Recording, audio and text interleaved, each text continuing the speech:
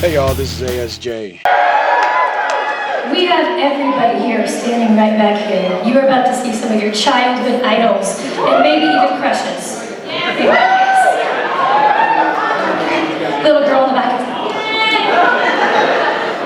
All right, let's cut to the chase. Let's bring out these people.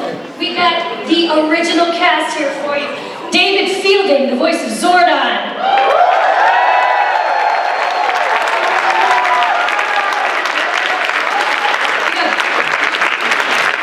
Barbara Goodson. Rita Preston.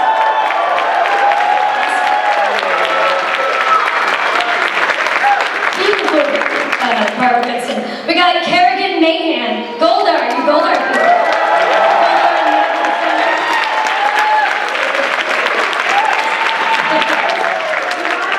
All right, and here we go with the Power Rangers themselves. We got Karen Ashley.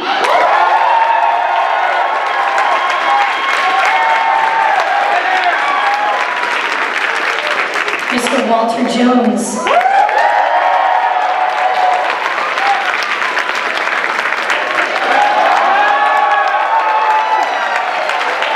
Just as fly in real life. David Yost.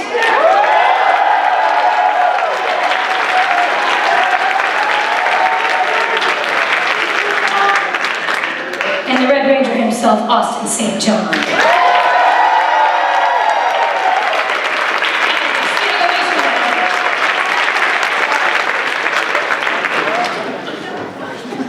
Oh, everyone's taking pictures now. Hello, There's so many cameras. What up?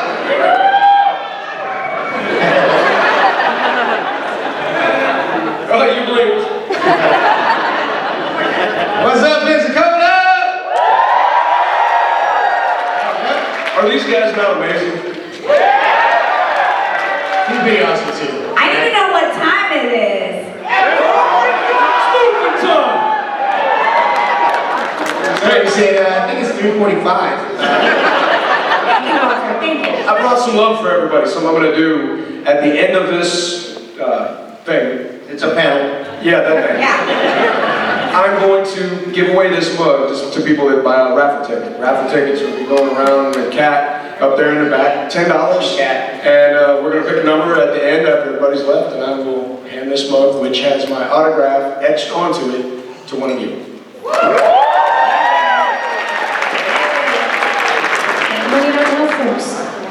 Awesome. You guys had a great time so far at the panel, the convention? Yeah. Yes. That's been pretty cool. Thank you. First time in Pensacola? Yes, my first time. Oh, wow. Oh, thank you. I have a question. Why is Florida cold? I think we're wondering the same thing. This is the first Florida city that we've been to that is freezing. I actually prefer it over Miami because we were sweating like dogs there. It was bad. Yeah, but the girls were not wearing much. 4th of July weekend, it was hot.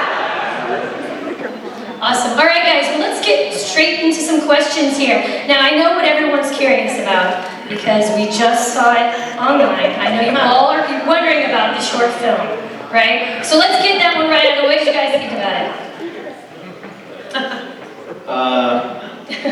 Who wants to jump on that one? Can I have my coat? Who's going to fall on the sword? I'll be the short film. I'll talk about it. I saw it. I thought it was exciting. I thought it was like, you know, great energy, very well done. They obviously had a budget to it. I thought the digital effects were amazing. And my favorite part was when Zach was fighting and he throws his helmet, it bounces back onto his head. You're like, yeah, that's cool. How come we didn't think of that? That's cool.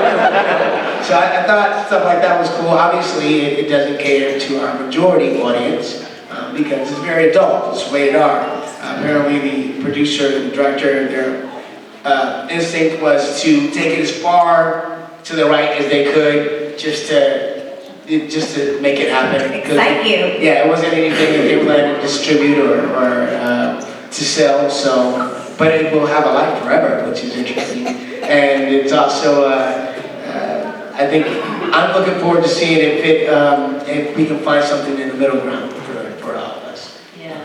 Plus, I don't want to die. I like the technical part of it. I thought it was really well done. I thought that the writing, I like things that are sinister, that have humor or some more clever stuff hanging with it. And that, for me, it wasn't that witty or clever writing for me, but I like the technical, they did a good job with the, hello. Rita just said sinister. Yeah. I was wondering if anybody else caught that. Yeah, I like sinister. I like sinister, but I like it with a sense of humor.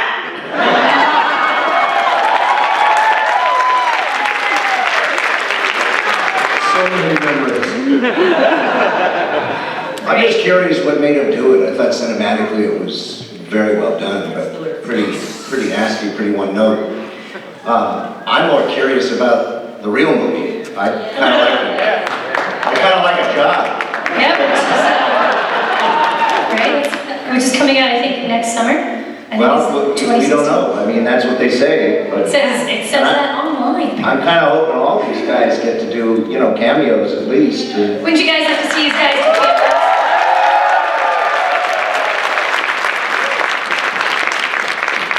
I just hope Russell Crowe isn't playing Goldar. That'd be terrible. Might happen. Yes, it probably will. Make sure if you guys have questions, we got mics up here. You can just form a line and ask questions. Feel free, just to let you guys know. Wow, okay. Yeah, there you go. So there aren't any questions. All right, not points yet. I'll let you know so we don't start talking on top of each other, because I know you guys are so excited. Yeah, let's go straight to here, Mr. Prepare. For many of us, you guys were inspirations and some people we looked up to on television. I was wondering if there were any people on television you guys looked up to. Definitely. I mean, I grew up watching television in the late 60s, early 70s and stuff, and there were a lot of shows that I identified with and look up to. And also going into adulthood in the early 80s, there were so many like seminal films for me that are still, I kind of like get choked up, when I meet somebody. Michelle Nichols, when I met her, was just, couldn't really talk. I mean, because, she was such an iconic figure for me from Star Trek. So yeah, I mean, we're kind of like you in that way. We meet people that we look up to, and we kind of get lost for words. So yeah. Yeah, I agree with him. Cons are cool because we get to meet a lot of people that we look up to. So it's just as an amazing experience for us as it is for you. But I was a huge Wonder Woman fan. I love She-Ra, He-Man. I mean, that was my and then, like you said, Michelle Nichols. Like, when I saw her, I was like, that's Michelle Nichols. Like, get out of town. So, yeah, I mean, that's the cool thing about a con. We actually get to meet people. We actually become friends with them, which is mind-blowing. Yeah. Michelle is really cool. If you guys see She-Ra, send her my way. Yes! I love She-Ra. Damn. I really I was talking for She-Ra too. I think it's as surreal for us as it is for you guys at times. We made this not having any idea this was going to become what it has become. Amen. But a little different genre. When I was growing up, my dad was always wheeling and dealing and in the business. And That's when they were making fire and learning how to slice wood. Watch it! Those are like 1,000 years old, right? 10 I was a big fan of a show called The Man from U.N.C.L.E. Oh yeah. And Elia Kiriakin actually came to our house one night, and the whole neighborhood was just freaking out, and it was just mind-boggling that David McCallum was actually, so, looking up to those guys, he was in our living room, and it was just crazy. I was like a girl was earlier at my table, just freaking out. Anyway, that's all. I was recently watching Twin Peaks again, the old movie Twin Peaks. And, there's this scene where the giant is in the hallway, and I'm leaving my room here in Pensacola, and in the hallway comes the actor who plays the giant in the hotel. hotel hallway and he's walking towards me. It was just so surreal. It's surreal. Yeah, it's just kind of strange little world we live in. I did a con recently, and right next to my table I was with Henry Winkler. He was cool. Just the most amazing guy. I mean, he never sits down. He's so kind to everyone. Just really cool. And it's funny because when we do photos, it's morphin' time, with the morphers. And so he'd been hearing it all day. People going, it's morphin' time. And finally he looks at me and he goes, what do you say? I said, oh, it's Mighty Morphin Power Rangers. We say it's morphin' time. So then another guy comes up and we're like, ready, 1, 2, 3, and he looks at us, he goes, it's morphin' time. The boss just morphed. It was awesome. That's awesome. We should probably take another question. Question up there at the top. Oh, What was it? Crickets. What was it like? What was it like fighting Tommy? Which time? Dad. Okay. Oh, when he was bad, yeah. It was tough, He was a tough competitor, and we had to go head up, and glad he came back to the good side. I don't know how I did it. good question. Yeah, same. What about over here? So with regards to the audition process, there was an article released about a year ago talking about how you guys were cast, the original Rangers were casted as a group. How was that getting with random people just having to start your acting career with somebody you never knew before? Well, I mean, that's part of the process in Hollywood. You go to any audition not knowing any of your co-stars typically. So, I mean, with us, there's thousands of people that tried out. And I know in my case, I had 8 auditions before I got whittled down to be in the original cast. I think it was a little bit different for all of us because I originally started reading for the Red Ranger. And then I realized I wasn't going to get that role. So I begged the casting director and the producers to let me read for Billy, which they kind of hesitated on, but I begged and begged and begged, and they let me do it. And eventually, 5 auditions after that, I got the role of Billy. Didn't Jason Arby audition for Billy? Yeah, and Jason Arby, who played Skull, originally auditioned for the role of Billy. Yeah. So Jason Arby's an extremely talented actor. So when we went into production as the series, they really wanted to use him because he was a good actor, and they brought him as Skull, and he killed it. He killed it. I think we're all excited we got the Blue Ranger that we have up here. Yes. I don't think we could have thought of anyone else who could have started playing that role. You guys are too nice. There's about 10,000 actors in Hollywood that could probably play the role. Not like you. Not like you. Absolutely. They wouldn't have been as nerdy as he was.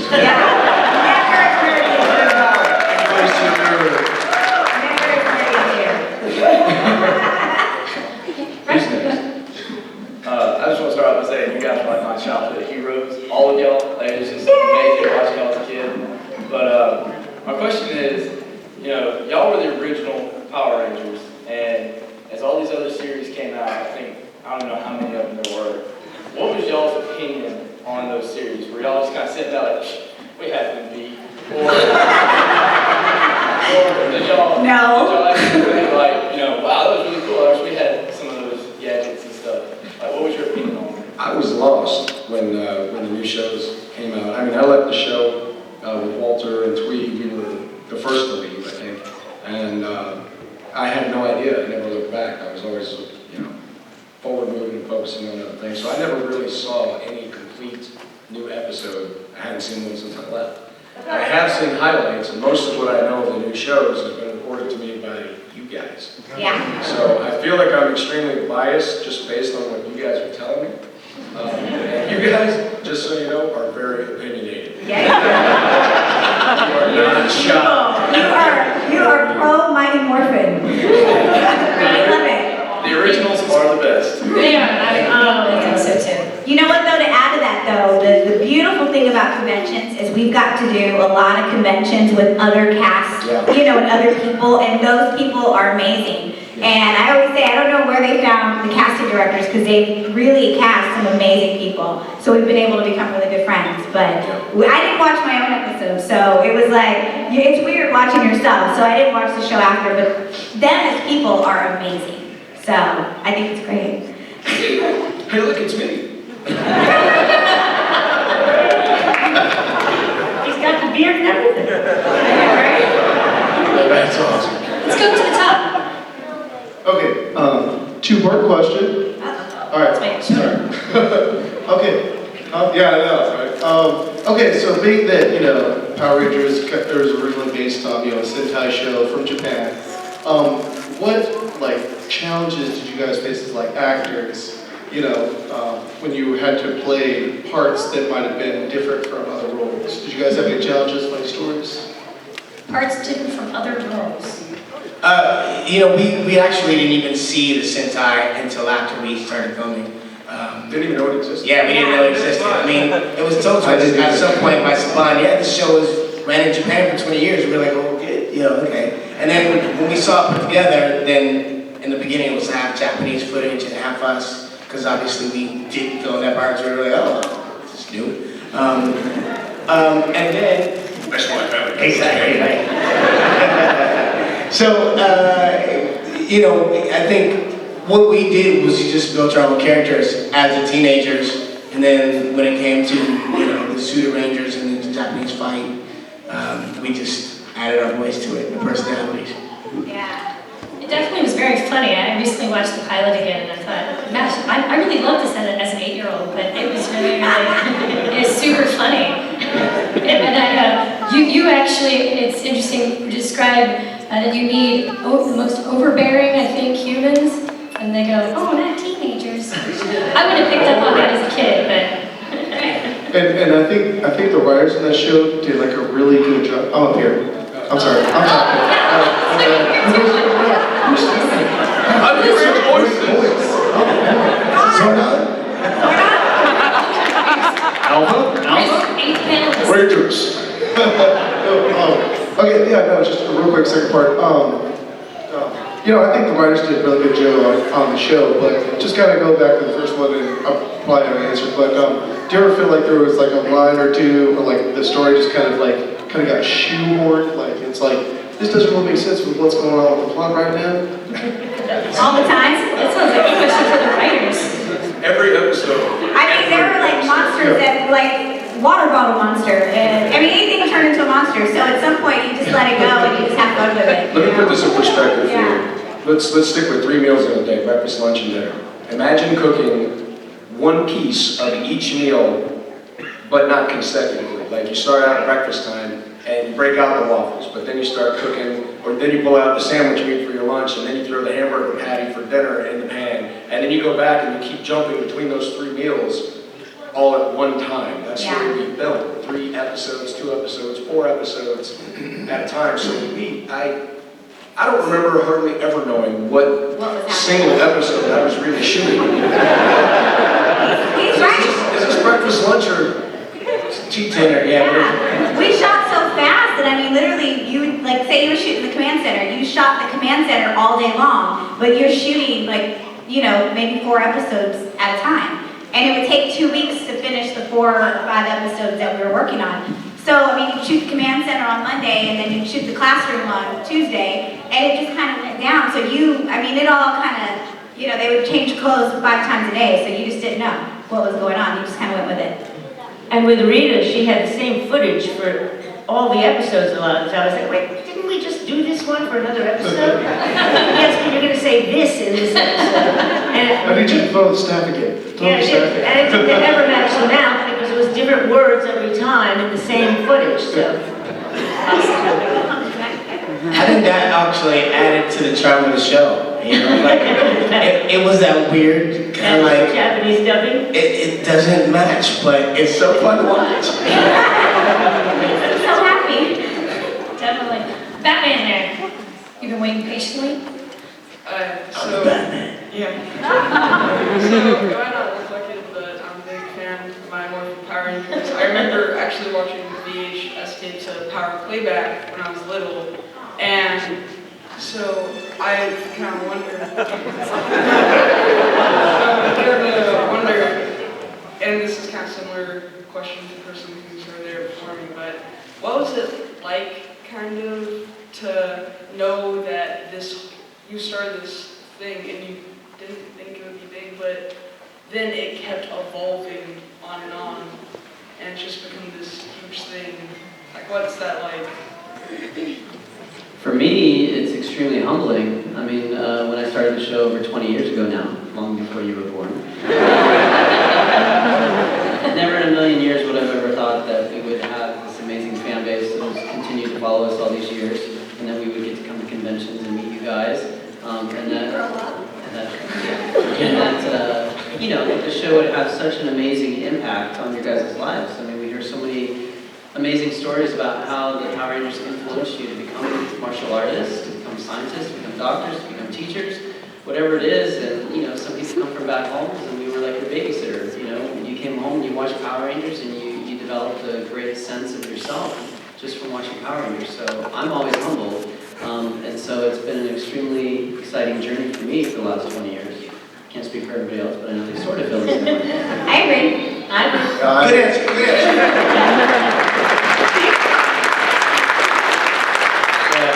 Pretty good. How about over here? Okay, I was sitting up here by my children. We have been Mighty Morphin Power Rangers fans. I lied, yes. But it is amazing, and how cool can it be to be standing here talking to the Power Rangers, the Mighty Morphin Power Rangers, Zordon. We have Rita. I'm like beside myself. We really know you're lying now. So my kids that sent me up here to this microphone, they wanted me to ask, what was it like to be in the Zords when you guys were battling Rita's monsters? And before I go, because I know we have a lot of questions, would you please, make my monsters grow? We'll let her. Just you. But after they answer my question, what was it like battling in the Zords? Well, I gotta say, with the Tyrannosaurus, really, it was most important to make sure that I fed him before I got If I didn't feed him, he was very angry. Yeah, that griffin was vicious. Yeah. The Mastodon, he's slower. Yeah. So, yeah. He just always had to brush out his nuts. Yeah, there was a section of the command center that these guys never saw that, had oil all over the floor. Alpha was in there doing repairs 24/7. So, Yeah. I watch that show. All right, here we go. Oh, here we go. Make my monster grow!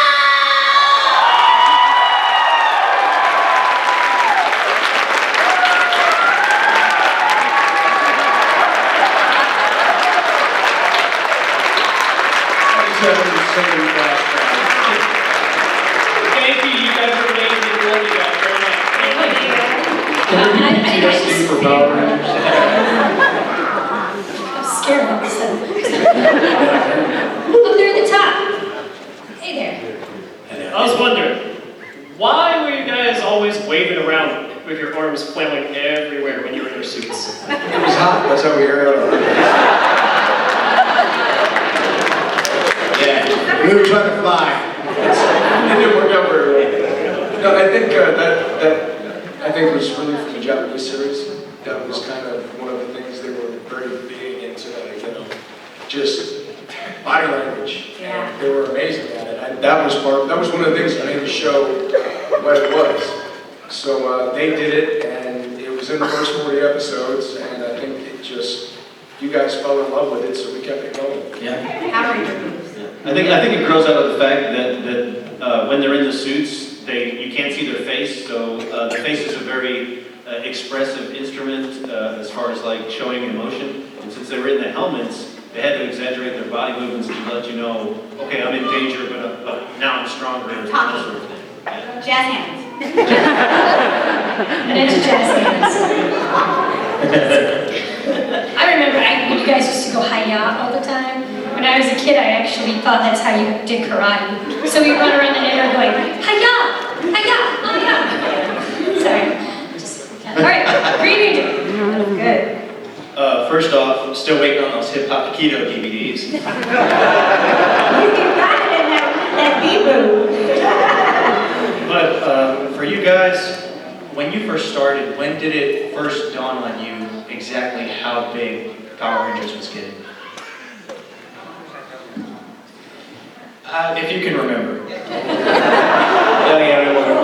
We had this amazing show in Los Angeles. It was probably, if I can speak for myself, it was our biggest rock star moment. We were like blown away because we had a show at Universal Studios Amphitheater, which seats how many people?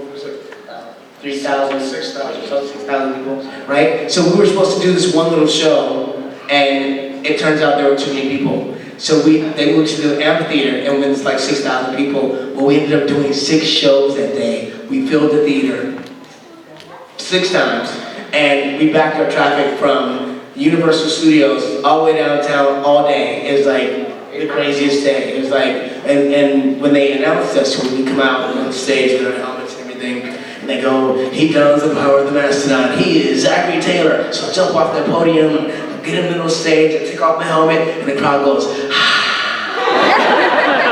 and there's lights everywhere. It's like everybody's taking pictures. It's like, whoa. I get goosebumps hearing about it. It's crazy.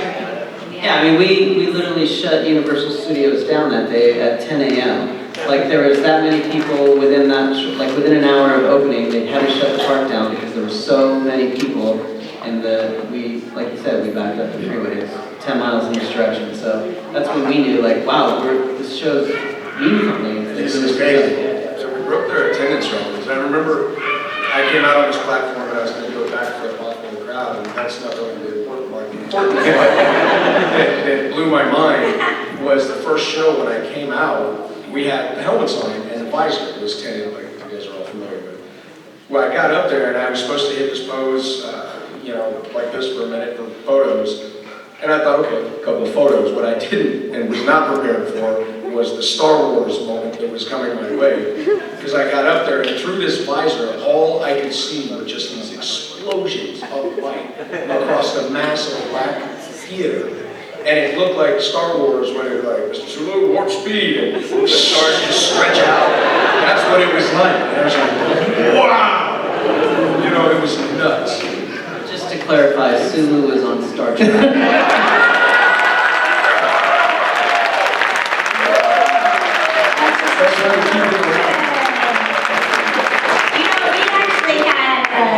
When I got on the show, we actually had I actually was following you. We actually had a similar moment when we got on the show and the movie came out. We were honored and blessed to be able to do the hand and footprint at the Man's Chinese Theater. And I just remember being there and like literally a sea of paparazzi. And we're doing it and I look up and I look over at them and I'm like, oh my God, are we actually doing this? Because you always see that scene, where celebrities have done that. So that was something that I was like, all right, I won the lottery. I got to go the ticket. Over here. Yes. I read a couple of articles. Yes, I read online some time ago that there was a lot of footage cut in Mighty Morphin Power Rangers the movie and Turbo Power Rangers movie. Notably, as David just mentioned, that there was footage of him training with Garcia, as later would be shown later on YouTube. Also notably there was a scene that instead of an Ivory's later release as U-shaped monsters, there's a scene with the Rangers fighting off against rats. Yeah. The scene later can be found on Jeff Pruitt's YouTube channel. Absolutely. Also, Did you have a question about the movies? I heard in the Power Rangers movie there's also supposed to be a lot of, I heard there's a lot of footage cut out. Yes, I think we got a question about the footage. Notably, it's obviously noticeable when you look in the back of Turbo Power Rangers movie, you can see a scene of Tommy and Kat trying to put out the fire. You can also find a couple of scenes of Yeah, there's a lot. That's a great question. I think we have a question. So what do you guys think about were there ever parts of the movie that were cut that you thought should have been left in? Well, I mean, I think a lot of you know, like, we originally started filming the movie with Mariska Hargitay as Dulcia, who went on to CSI fame. Or SUV. Yeah, SUV. SUV. Yeah. Law and Order, my bad. Get it right, Star Wars.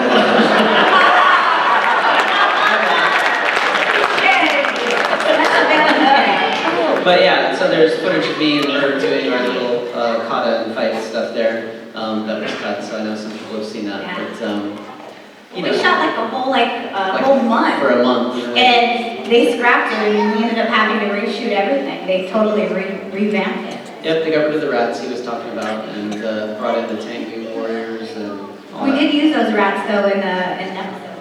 Yeah, and they made it to the TV show. You can't let things go to waste. Yeah. Great question. I think we had a follow-up to that original question. What happened to all of that footage? And was there any plans to put that together into anything? You know what, I don't think so. I think it's just part of like Hollywood, you know? It's funny how when they shoot these, it was a big budget movie at the time, and when they shoot, they kind of test it, and they kind of went back, and I think people watched it, and they just were like, we want something more, so they took it up a notch. And I really liked the ooze guys, and when we hit them, they'd splat. Like, I thought that was really cool, so I think it all happened it all happened, but it turned out better, so. Some movies, footage ends up on the cutting room floor all the time and you don't ever see it again, so I'm not sure what they're going to do with it, if anything. It would be in 20th Century Fox's hands. In the original movie, Rita wins. Yay! On the cutting room floor. I think we have a question up at the top there. What was y'all's favorite scene from any of the episodes? Wow, that's a lot of episodes. Yeah. Food fight! That was a lot of fun, that episode. That actually is a trading card. They have a picture of that on a trading card. It's called Food Fight. That's me with I might have the some. strung together sausages. That's right. You're creative on that show, right?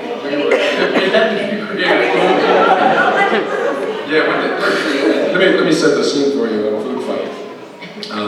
Dave was there, I guess Walter is too, but Bulk and Skull, us, Amy Jo, who's probably less mischievous, I think, than you were, but they gave me, a teenage boy, a bunch of food and said we were going to film a food fight. And then they tried to lay down rules and regulations about how it was going to go. Big mistake. They knew how that was going to go too, which is why the director of photography, the camera, and everybody were wrapped in saran wrap. I mean, they were like, yeah, let's give them directions. Okay. Just give me the food and let's get this guy going. So we had a blast. There was a full day of throwing food and everybody that came by. Like, it didn't matter where you were. I can't believe I hit the director. I was aiming over there. I'm so sorry, man. Don't you remember? Oh, you didn't call action yet? My bad, I'm sorry. Yeah, okay, hold on. Freeze doesn't work if I've already released it. What about you, Red Ranger? First off, thanks for making my childhood awesome.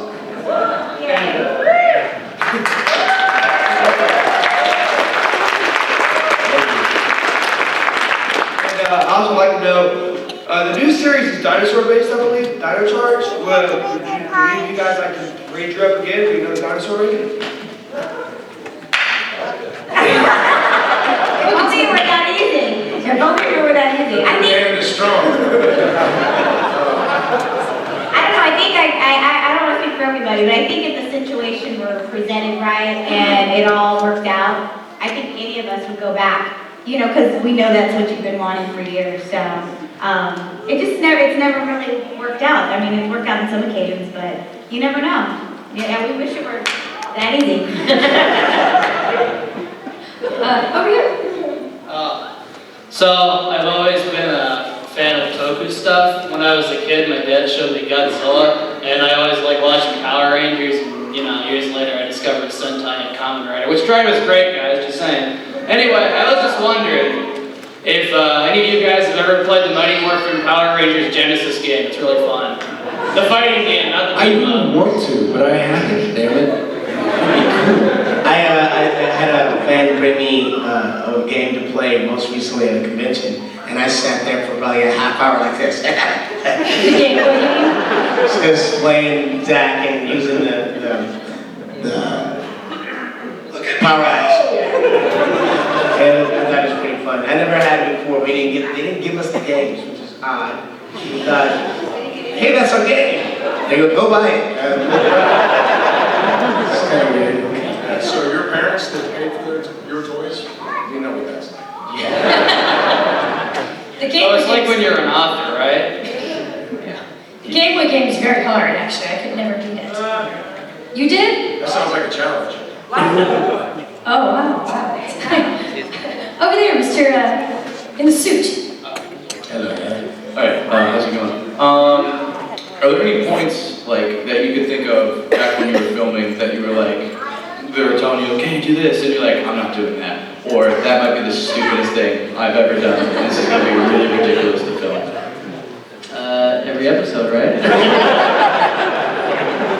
I remember very clearly going into the recording studio and seeing the footage of what was going on that day, and Alpha bouncing around the command center and sparks flying everywhere. It's on the cutting room floor somewhere, but there's a section of that tape of Zordon going, idiots. I'm surrounded by idiots.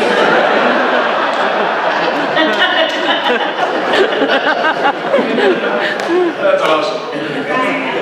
I want that to be my new ringtone. Thank you very much. Thank you. Right over here. Mr. Ryan. I just want to say the guy that asked about the new dinosaur series. I should let y'all know there was a special episode filmed in Japan where the original team shows up under Goldar's control and starts shredding the new team. Just Oh, I like that.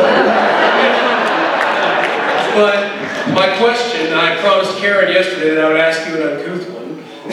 I love it. Yeah. When the Power Rangers started getting popular back in the 90s, there was a ton of controversy. You know, there were these people coming out saying, oh, they're going to make our kids violent. You know. I gotta say, personally, from my side, if it weren't for watching y'all every week, I'd have probably been more violent than I was. I just want to say, did that come back to you, and when it did, you know, how did you feel about that? How did you approach it? Well, I'd like to answer that because I have a son who was 5, and he was in preschool, and they had a silent auction, and I had an opportunity to give them all these action figures to make money for the school, and they wouldn't let me. Wow. They said it's too violent to show, and I was outraged because my son, you know, and all the little kids would kick the air. They were fighting the imaginary buddies. They weren't hitting each other. Yeah. But to the adults, they were being a little overly cautious, and they lost a lot of money at that silent auction. That's kind of funny thinking now, Power Rangers of all things compared to some stuff nowadays is really, I know. really kind of right. Even back in the day, if you watched Wile E. Coyote, How is this? I mean, Bugs Bunny, I mean, they beat the you-know-what out of each other. Shot each other in space with rockets, dropped each other off of cliffs. X-Men. I'm violent. I mean, notice eventually we stopped doing civilian fights because it was just so violent or whatever. We had to do tons and tons of PSAs and make sure that everyone knew we were only fighting monsters. Wow. You know, it was a bunch of, I'm I glad we think did they the were very PSAs. worried. The PSA, I think the PSA. I loved them. They were important. Yeah. But I mean, it was just one of those things where we were constantly getting notes about, you know, the show, make sure they don't do any face punches or you can't, like there were certain rules that we couldn't do in the fights. But I mean, it's like you guys said, it's like now looking back, it seems pretty harmless, and we had, every episode had a life lesson, and you know, I think they really spent a lot of time wanting, you know, you guys to get something more from it. And at the end of the day, I mean, you know, kids would, you know, brothers and sisters were gonna fight whether they were watching Power Rangers or not, so, you know. but we definitely took the blame. I think it's amazing because our show created a lot of martial artists. Yeah. So, I mean, there's a lot of you guys out there. I would always tell parents what they say, well, your show is violent. I'm like, listen, put your kids in a martial arts class because they will learn self-discipline in a martial arts class. You learn not to fight, you learn to defend yourself, and you learn to fight if you have to fight. And in the process, you don't fight because you go, I can walk away from this. I'm confident I can walk away from this, but if you touch me, it's gonna hurt you. So, I know there's a whole lot of nerds walking around that are kind of dangerous. You know what I'm saying? Thank you very much. Thank you. Over there, Under Armour. Yeah, I've always wanted to ask you guys this question. What inspired you to become Power Rangers? Like, what inspired you to be in the show? I know.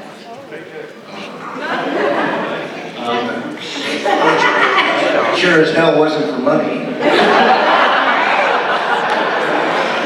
You know what? The show is as all of us, we're all actors, and I think one of the things that inspired me about the show is the opportunity to be a superhero, the opportunity to be a role model, and to to give a message of standing up for the things that are right. So that was one of the things that inspired me to be really excited about getting that role and portraying the character. Yeah. I loved it because I was, there was only 2 girls. So for me, I mean, I really got to, show a young girl, especially, girls come up to me all the time and say, oh my God, I got to see, and I'm sure you get it, where you look like me, So I thought it was amazing to be a superhero and then to be a girl that actually could save the world. I mean, that just didn't happen. I helped all the mothers through menopause. You go, girl. I got 2 college degrees in acting and came out to Los Angeles, to see what would happen, to try to get into TVs or movies, and you do that to sort of like find something that might inspire or encourage somebody else, and then to find myself to be a part of a show where I get to sort of be Professor X, which is something that for me growing up was like, oh, I get to be a superhero, the leader of the superhero team. Yes, anything to do that, and then it was just fantastic to be a part of that. I think it's just a gas to be a part of a successful show. I mean, something that was just getting bigger and bigger. It's that much more fun to be a part of. I think what inspires me is you guys. Amen.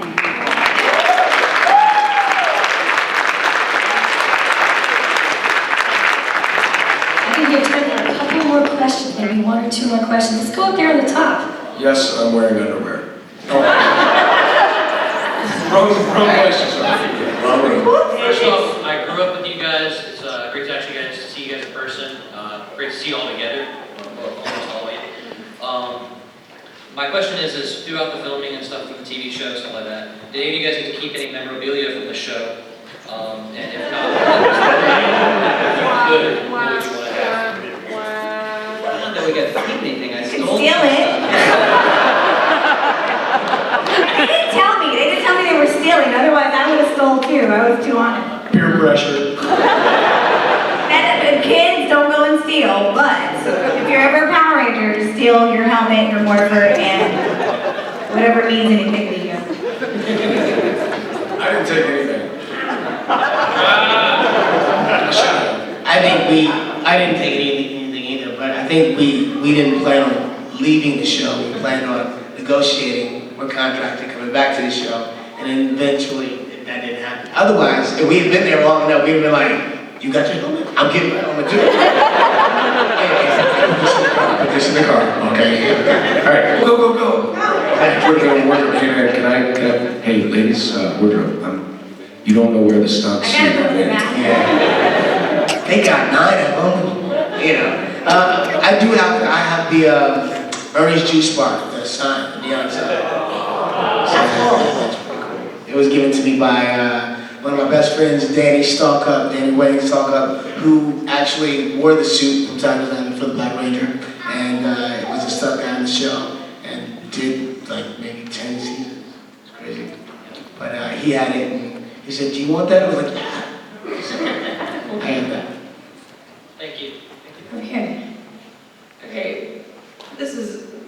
incredibly unprepared because the two questions that I was going to ask both got asked. I was trying to figure it out. We were talking about how ridiculous some of the villains are and things like that. Hey! She said some.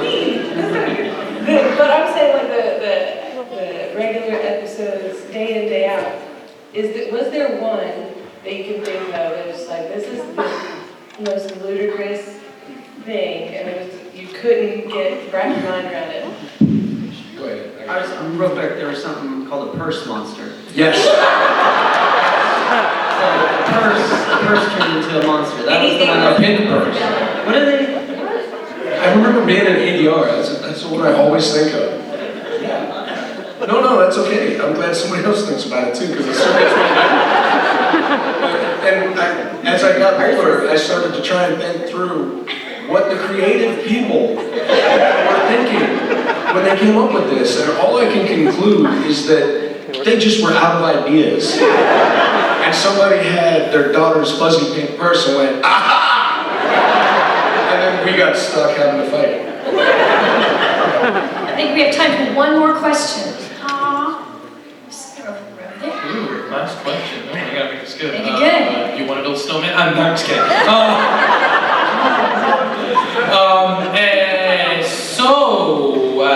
Karen, your poor back during filming for the movie in those metal suits, because I know there was some FaceTime.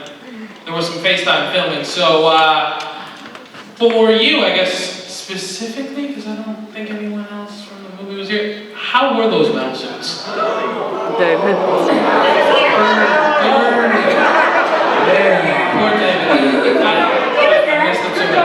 what you get for messing up with Star Wars. I know, right?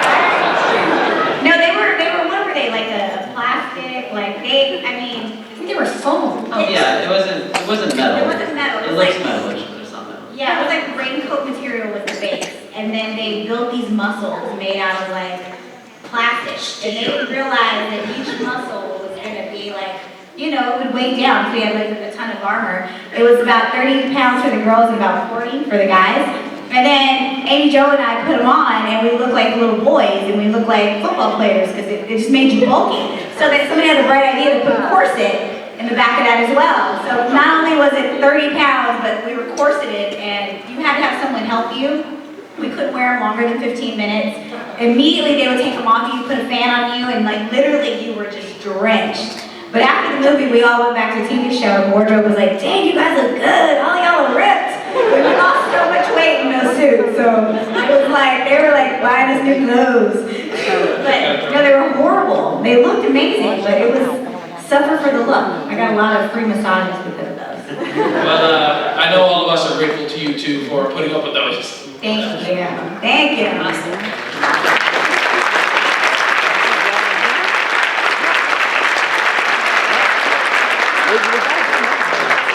All right, so are there any, just to kind of wrap things up, are there any things that we can look for you in soon? Anybody working on any projects that we can keep an eye out for? Absolutely. A lot of people have been giving me a hard time over the hair and the beard. I have an indie film that I just launched at an Indiegogo program going on this Thursday. I'll be doing Entertainment Tonight out in LA to talk about a new movie called Survival's End, which is why I look like a hairy mammoth right now.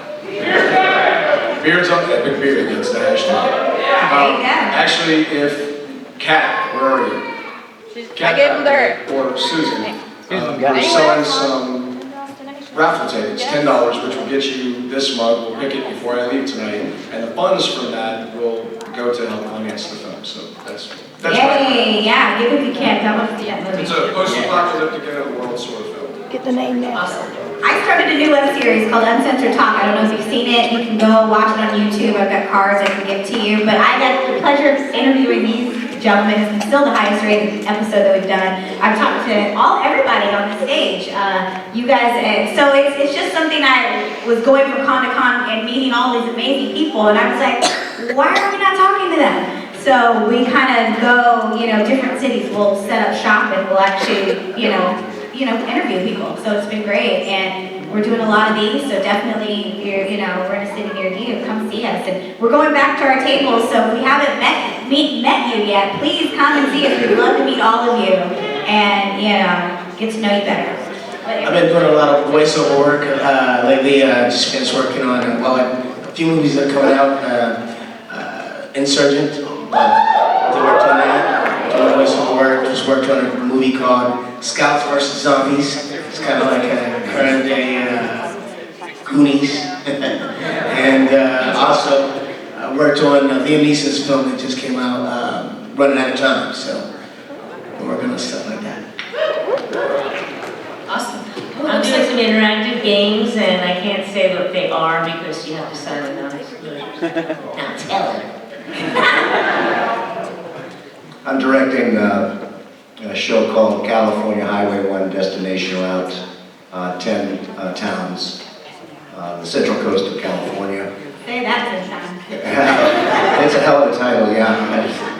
Anyway, you can see it on YouTube. There'll be 4 episodes, around 20-25 minutes each. It's about tourism, and it's hosted, and it's been a brutal run and gun for 3.5 months. We put out 90 minutes of film and posted and edited in 3.5 months. So that's what I'm coming off of.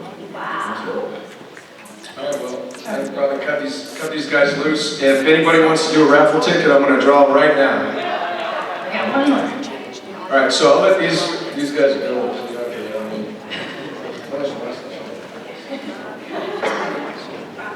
All right, so cool, man. I thought you were pulling the thing out.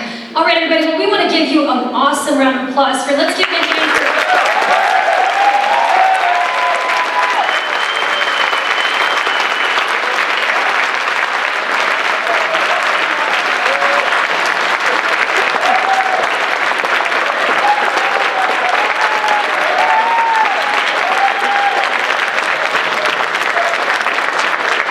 Make sure to go stop by the table, buy the pictures, buy the photos, give the money.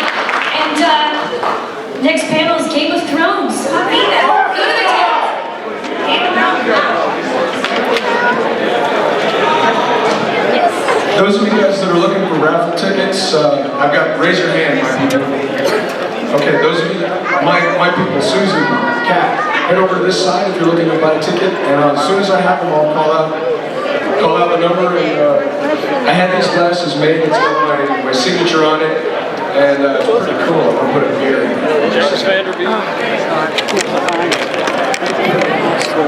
Where's the off switch?